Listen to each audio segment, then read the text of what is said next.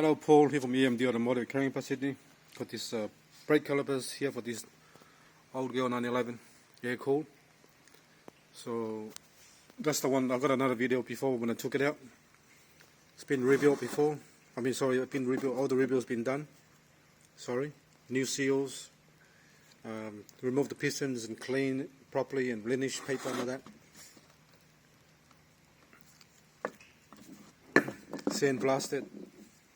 Nice and clean. Look at that difference there. That's the front brakes. Front brakes are here.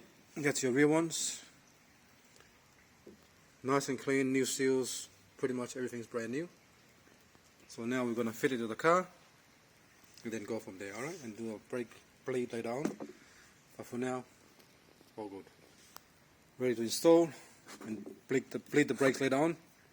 And just double check everything and go from there, alright? Because here's the actual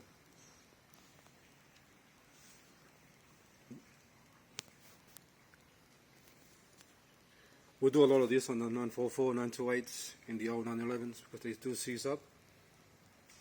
And the quickest way you can tell is if you're 911 and your car has seized brakes, you just push the car forward, and if you can't push it, it's pretty much seized up.